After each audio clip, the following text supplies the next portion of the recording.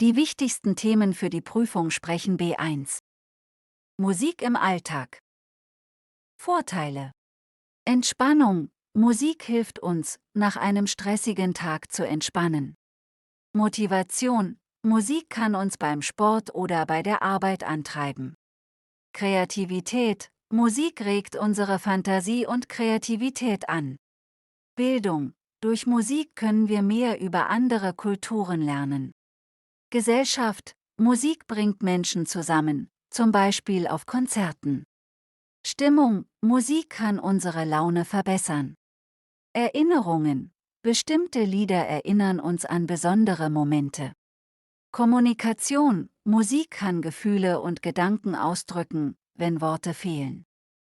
Nachteile. Lärm. Zu laute Musik kann andere stören und den Gehörsinn schädigen. Ablenkung. Musik kann beim Lernen oder Arbeiten ablenken. Schlafprobleme. Das Hören von Musik vor dem Schlafen kann den Schlaf stören.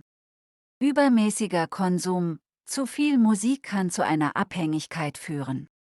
Kosten. Musikstreaming und Konzerttickets können teuer sein. Zeitverlust. Manchmal verbringen Menschen zu viel Zeit damit, Musik zu hören. Falsche Botschaften. Einige Lieder können negative oder falsche Botschaften vermitteln. Emotionale Abhängigkeit. Manchmal nutzen Menschen Musik, um Problemen zu entkommen, statt sich ihnen zu stellen.